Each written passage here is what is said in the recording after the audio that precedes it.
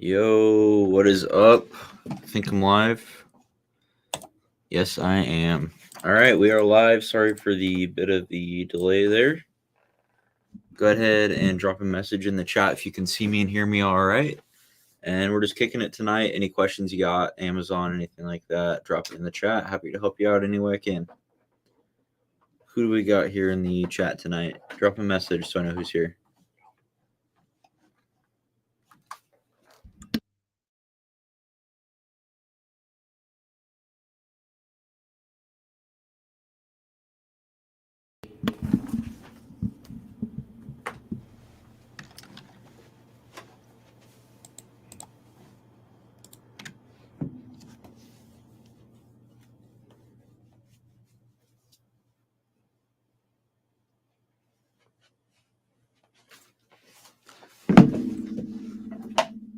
Let's see what questions you have tonight.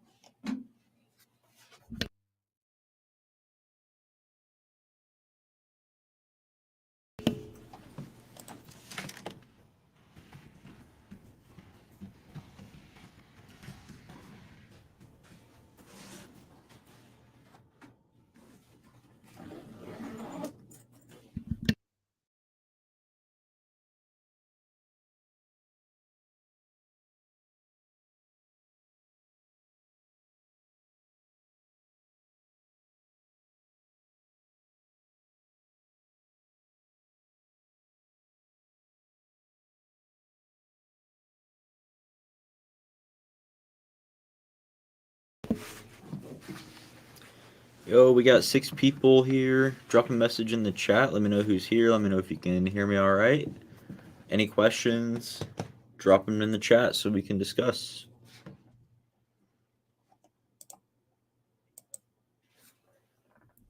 Yo, Oscar, what is up? Thanks for stopping by.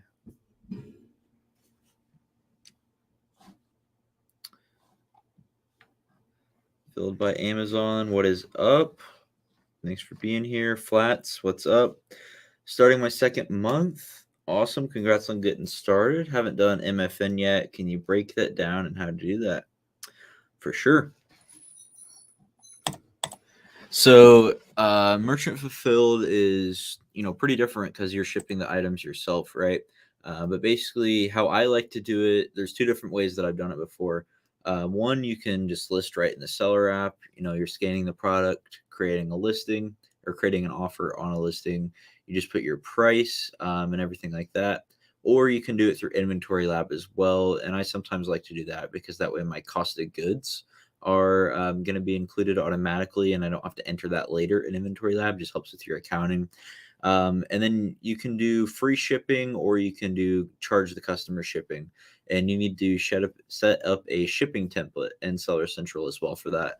Hustle Buddies has a really good video. Let me see if I can grab the link for setting up shipping templates. And while I'm finding this, I prefer to do free shipping and then just like include the cost in my price. There's the link to their video. You can watch it after this live. Super helpful. I like to do free shipping, and then I'm just looking like, is this a first class item? It's probably going to cost me $5 to ship. I'm just going to account for $5 in my calculations, and when I'm determining if it's going to be profitable or not. But yeah, definitely go watch their video. I don't have a super good FBM video yet, but they definitely do. Go check that out, and it should help you figure everything out. Oscar says, question, what took you from 50K months to 6-figure months? So I really started to see that growth when I hired the VAs. So I was doing 50K a month, probably around January of this year. And then I started hiring my VAs, I think at the end of January. So hiring those VAs and just getting access to more leads, getting from 50K to 100, as you know, is just spending more money in inventory. And what helped me be able to do that was getting the VAs to supply me with more leads every day so that I had more opportunities to go and spend money. And then scaling is all just about spending more money. No problem, Flats. Yeah, if you have any other questions about FBM, MFN, feel free to DM me, and I might be able to help a little bit more. But like I said, that video will cover just about everything. Another thing to watch out for on FBM is your, I don't remember what it's called, but it's like your shipping time. So processing time, handling time, something like that. I have mine set to farther out. So I think mine's set to 2 days processing time. And what that'll do is it'll delay the customer's expected ship date. So, pros and cons. I have mine set longer just because I don't want to risk a late shipment. So, my promise to the customer is to get it there a little bit later. It might make me less likely to get that sale, but it's also making me less likely to have a ding on my account for a late shipment rate. So pros and cons, whatever you prefer there. Philip Amazon says, are you still looking for products yourself these days or just reviewing VA leads? So I really don't do any sourcing myself. I only really do it like if I have time that I need to kill somehow. Like yesterday, I was on a phone call and I couldn't really do any other kind of work, but I was like on hold. So I wanted to do something while I was just sitting there waiting for them to pick up. So I just started doing some sourcing, found a few products, but I'm not like actually actively spending time finding products for the business. I'm just looking at the leads that my team finds and then deciding what to do with those. Oscar says, would you say 2 VAs is enough strictly to source? I have one currently. Yeah, I would say so. I got to 100 a month, 100K a month with 2, maybe 3 VAs. It's definitely enough. And then just depending on how you want to scale from there. Like if you want to get to whatever, just add more VAs and be able to spend more money. But I would say if you're trying to get to 6 figures a month, 2, maybe 3 is going to be enough for you. Philip, but Amazon says, what is going to be your Q4 strategy this year? Double down on existing products, hit more seasonal products, or both? Good question. So everyone's going to have like a slightly different answer for this. And for me, I don't focus super heavy on seasonal products. I might look at a couple opportunities that I've sold in the past or that I think are just going to really hit, and I'll test those out. So like I have a school supply that I sell every year for the summer. Last year, when I first found that, I kind of tested the waters a bit and I saw that it was really good. This year, I sent in like 400 units of it and they all sold. Next year, I'll probably send in close to 1,000 if the data is looking the same. So I'm looking at a seasonal product opportunity that I've identified, but I've also tested it before I start to go crazy on it, right? That's really important. I'm not a super big like seasonal guy. I might have a couple products here and there throughout the season. But for the most part, we're just buying more of the everyday products. Generally, during Q4, all sales velocities are increased, and we're going to be buying close to double our normal amount. So during Q1 through 3, if I would buy 5 of an item, I might grab close to 10. So that's what I'm doing, and I'm still not going crazy. Like 10 units at the end of the day is not a lot still. I wouldn't go from like 100 to 200 maybe. But I'm just looking at that data and expecting that during Q4, the sales velocity is going to be increased so I can buy more and sell more during Q4. What is your lead criteria for your VA? So we've been changing this a lot since I started, but right now it's 425 in profit, 25% ROI, actually down to 20% ROI if everything looks really good. So they need to have like a flat buy box, things like that. The data really needs to look good. Good sales velocity will get a 20.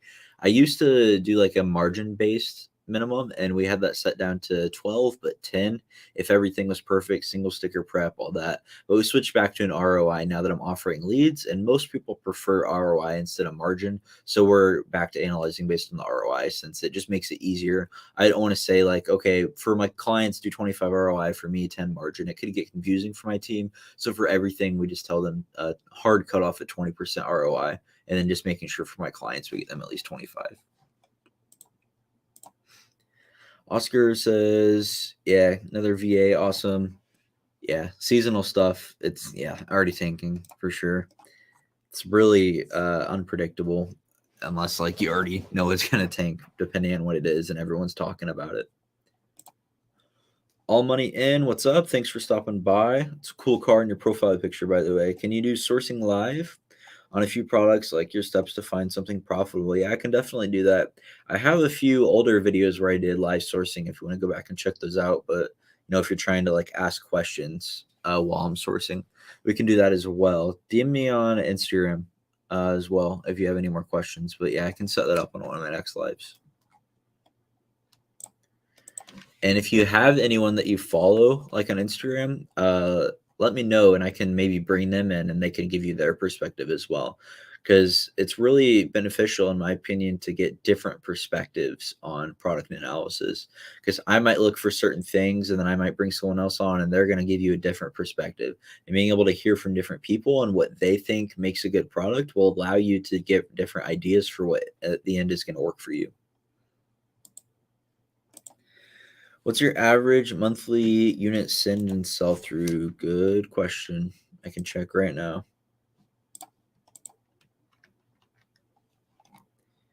Our sell through rate right now is 5.3. So 5.3% of our inventory is sold through every day, and our turn rate is 14. So we're selling through all of our inventory 14 times a year. So like every 3 weeks, roughly, maybe a little more.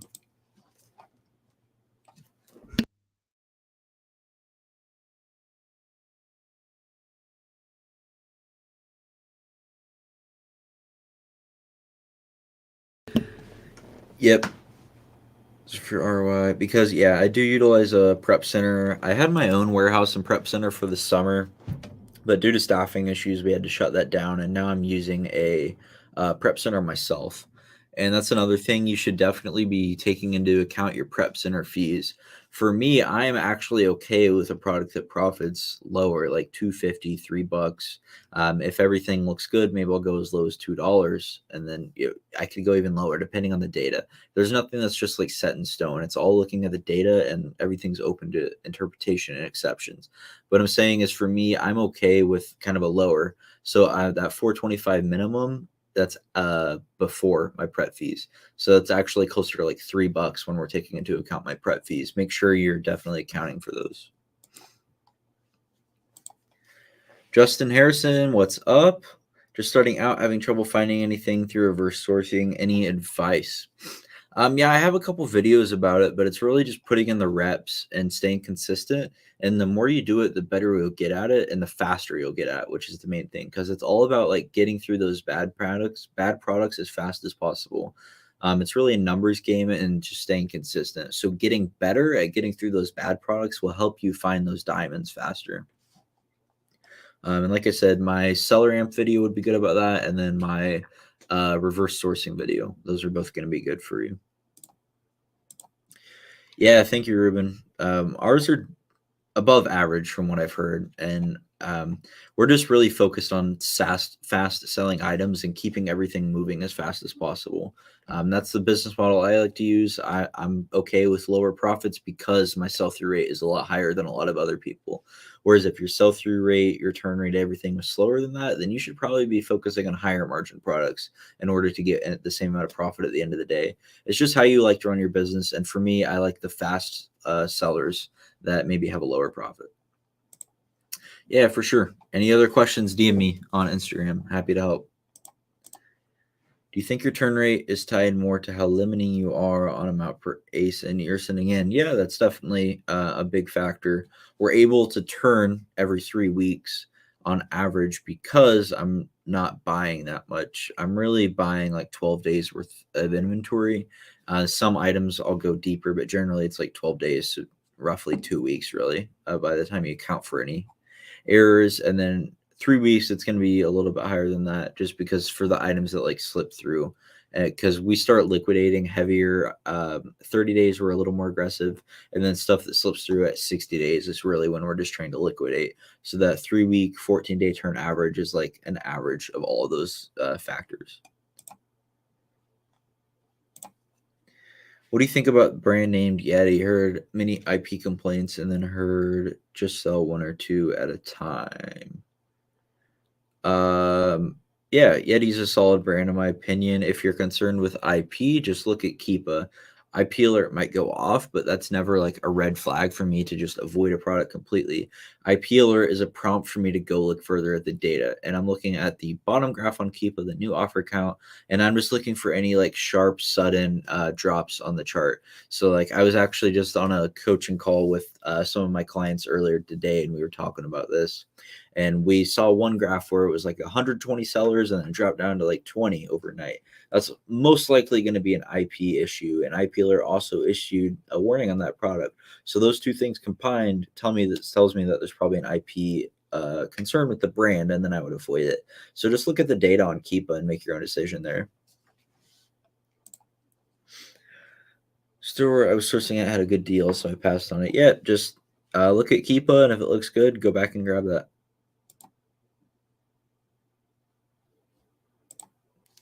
How many ASINs do you typically have? I don't know. I would guess 800-ish. I really don't know, but it's a decent amount. What method do you prefer / teacher VAs use to source? So we do primarily storefront stalking and manually going through website sales. Yeah, just storefront stalking, and then we know stores that have sales that we like, so we just go through those periodically as they happen manually.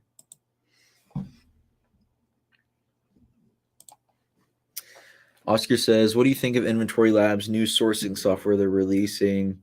I haven't looked into it too much to have a strong opinion, but from what I've heard, it sounds cool. I think it's yeah, I shouldn't even talk about it. I haven't looked into it too much, but from what I heard, it sounds like new and cool and exciting. If you know more about it, let me know what you think in the chat. But yeah, sounds cool. How much do you spend per month on inventory? So we were doing 100 grand a month to generate 200 a month in sales. So my cost of goods was roughly 50%. So we wanted to spend 100 a month to generate 200 top line. And then we break that down into a weekly goal. Some people do daily. I like to do weekly. So we were spending $25,000 a week, roughly 5 a day, but like 4 to 7 roughly, depending on the day. We want to see a $25,000 weekly spend average.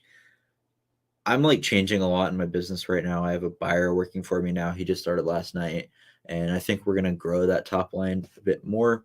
And once my buyer is fully trained, we're going to try and get that up to close to 10,000 a day in spend. So 50 a week, 200 a month, and that should generate 400 ish in top line sales each month. So yeah, we were doing half that at 100, but I've decided that I want to grow the business a little bit more and then remove myself and kind of just let it float. The buyer here was the last kind of piece to that puzzle of being able to outsource. So yeah, it was really exciting to start training him. He just had his second day. On OA, I think I'm gonna have to get some more wholesale to get up to that 200 a month spend. I can probably, based on like the systems we have now, I can probably spend 80% of that on OA, maybe a tad more, but I'm gonna have to add a bit of wholesale to the mix. Right now I'm like 5% wholesale, something like that, but I think I'll have to increase it a bit more just to be able to consistently spend 200 a month. Alpha lending coming out soon, maybe. Yeah. That'd be cool to be able to lend to Amazon sellers. Not anytime soon, I'll say that. Dude, easy 500K months. I'll be honest, I'm having a hard time with wholesale. I'll have to DM you about this. I have a wholesale VA finding, contacting the suppliers and everything, but it's not working out super well. And I think part of that is just because I don't have a super great understanding of this finding the supplier process yet either myself. So yeah, I need to get better at wholesale. I agree. Yeah, I could definitely scale quicker probably with wholesale. I was at ASD a week ago or so, and I made a few good contacts there. So I'm hoping that some of those will pan out into some good relationships that I can consistently buy products from. But right now, I'm really only working with one distributor and one brand direct. So I don't have a lot of options right now. I need to focus on that more to be able to grow my spend. With reverse sourcing, do you just Google the products you find from the storefront? Yeah, basically. We use RevSeller, or not RevSeller, sorry, Seller Amp to be able to do our reverse sourcing, and they have a Google button. So, like, if you see a product that looks interesting, you just hit the Google button, and it opens it up in a Google search, and you can go from there. I think they also have a Google Shopping button if you prefer to go that route. Shayla, what is up? What do you think of Amazon lending? I was offered a loan, don't need it, but curious on what others think. So, congrats on getting that loan offer. That's awesome. It shows that Amazon's seeing good growth in your account. I would recommend that you take it if you know like how to be responsible with debt, and I assume you do if you're here. I would assume you take it. I would recommend that you take it. And then if you have a good need for it for your inventory, great. Spend that on inventory, spend that on something that's going to get you a solid return. If you don't, I would recommend taking even a portion of it just so that you can kind of start building your relationship further with Amazon.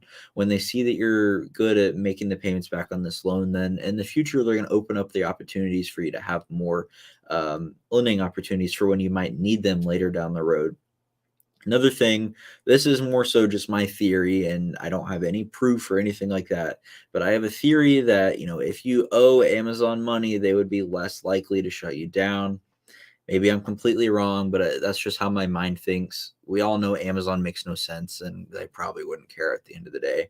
But yeah, I would say take that loan, even if you just take a portion of it. And that way you can start to build that relationship further with Amazon lending for later down the road when you might need that money. What are your thoughts on the wholesale program you're in? So I've gone through two wholesale programs, Amazon Lit and Watch Me Amazon, probably the two top wholesale content creators in the space. And they were both really solid. I would say taught a lot of the same information. They were both good. Everything's there that I need, I think. I just need to take more action on it. I have no like fault in the program. I would say though that like especially for Amazon Lits, there's more value in like the stuff that's outside of the program. So a lot of the stuff that they taught me, I was already at least somewhat familiar with.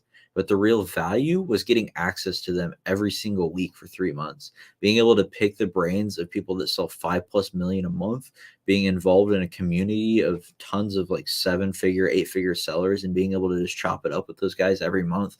That alone to me was worth the price that I paid for the course. So yeah, good wholesale programs, but I found more value out of like the networking and coaching aspect of it as more than I did like the actual lectures. Ruben says, take a loan or open a new CC. Why not both? No. Weigh the options. I would say if I had to choose between those two, I'd probably pick new CC, new credit card, just because there's sign up bonuses and it's probably more likely to be expanding. So get the right credit card. One with Amex where they'll expand your line of credit the more you pay them down. Capital One's the same.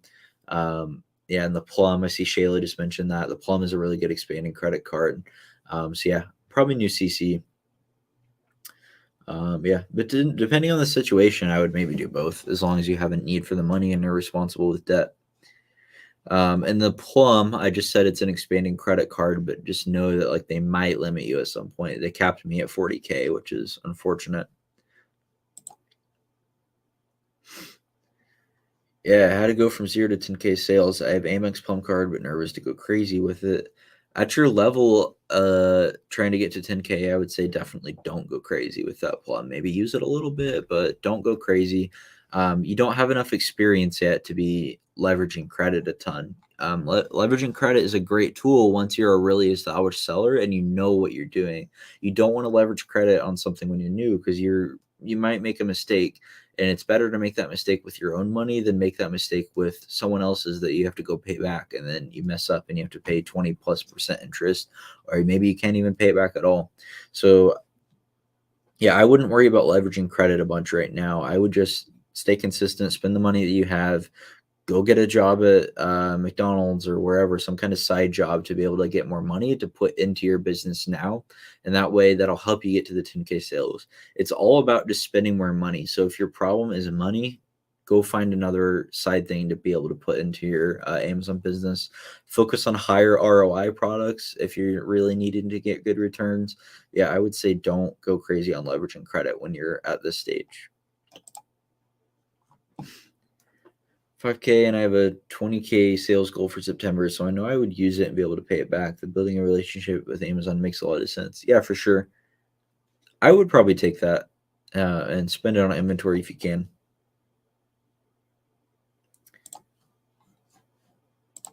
Yeah, congrats. Plum card is awesome. 60-day repayment terms and theoretically no limit, but like I said, they might limit you at some point. I have 3 cards with American Express. 2 of them are still unlimited. You know, like they won't approve me for anything, but I have about a quarter million credit line. And then my Plum is capped at 40K. I don't know why my Plum is capped at 40K when my others are up to a quarter million, but okay, 20K spend goal. Yeah. I mean, it sounds to me like if you have a need for it and you're able to spend 20K in inventory, I don't know what your capital situation looks like. You know that better than me, but 5K loan does not sound like a bad help for me at all. When sending a shipment into Amazon, any tips on how to not send those random 1 or 2 pieces to another DC when they split the shipment up? Yes, so there's a couple ways that you can try to get around it. One is just send more stuff. Generally, the magic number is 18. So if you're sending 18 plus units of something, it's usually not going to get broken up. Now, if you're using Inventory Lab, we can work a little bit of magic. You need to be using, well, I guess you can use it on both, but I use Private Workflow. So there's 2 numbers, right? 1 unit isn't going to get split up, obviously, because there's only 1. And we know that 18 plus usually doesn't get split up because that's just the magic number. So we have 1 and 18. What do we also know about Amazon units? We know that we can adjust it by, I believe, up to 6 units. So that means anything from 1 to 7 would be a good working range, and 11 to 18 would be a good working range. So you don't want to do between 8 and 11 units. You don't want to try to send in between 8 and 11 because then you're not going to be able to do this trick. So let's say you have 5 items that you're trying to ship in. You could list 5 when you're creating your shipment and inventory lab. And then whenever you go to create, sorry, you could list 1. I messed up. You could list 1, and then after the shipment is created, you could adjust your quantity up to 5. That way, the shipment plan was created based on the 1, and it's not going to split it up. But you're adjusting your shipment plan up to 5, and you're able to ship in on 5 without getting split. And that works on the other way as well. Let's say you're trying to send in 15. Well, you could enter that you have 18. That way, 18 plus normally doesn't get split up. But then whenever you're past the shipment plan creation, you could edit it down to 15 because you're only sending in 15, but the plan was created based on 18. So you can work a little bit magic, fudge the numbers there a bit on Inventory Lab. But besides that, just send in more stuff, and you're generally going to see less splits.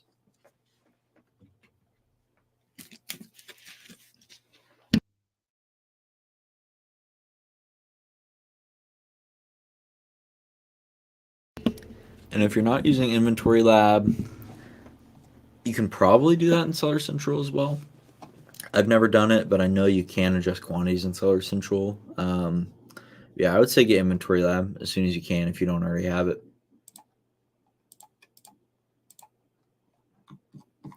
What other questions do we got? How else can I help you guys with your business tonight? I'll go for about 5 more minutes or so. So any other questions you got, drop those in the chat.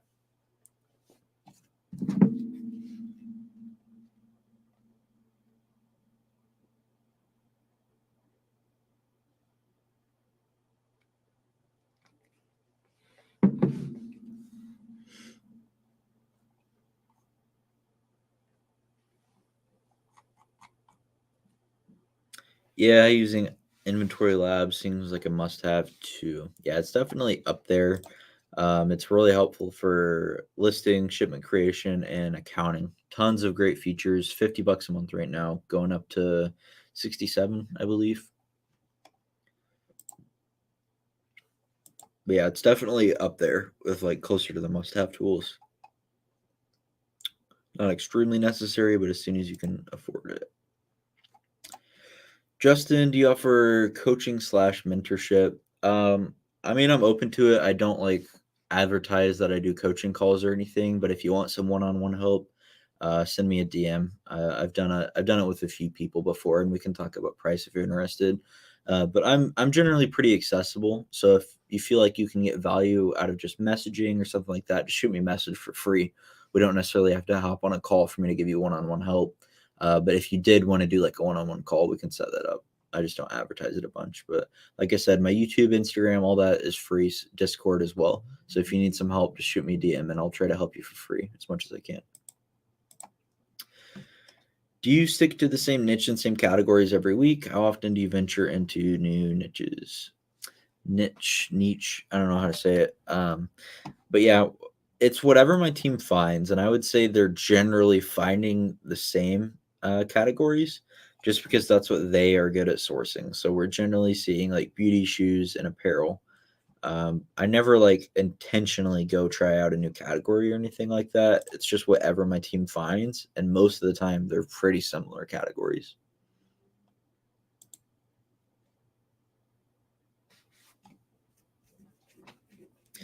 All right. Final call. Any more questions? We're gonna just go for like one more minute. So if you got any other questions, drop them in the chat. Otherwise, we would be wrapping up. Probably tomorrow I'll have a video dropping about Q4 groups, just my general thoughts on them, if they're going to be beneficial for your business, and then also going over one that I'm going to be a speaker in, one that I'm really excited for. It's the Insiders Q4 Extravaganza. Early bird pricing, I believe, ended last night, so the price went up now. But it starts here in just a few days. September 1st, they're starting the event, and it's going to run for 4 months of live workshops and all that. I'm really excited. What are the top brands I should get on Gated in? I have Nike, Adidas, Lego. Those are all good ones. I would say just whatever brands you are finding, whatever brands you're finding products in. So like it wouldn't be beneficial for me to tell you brands because you might not know how to go find sources for those. Whichever ones you're consistently seeing profitable opportunities in, then you should go and figure out a way to ungate those.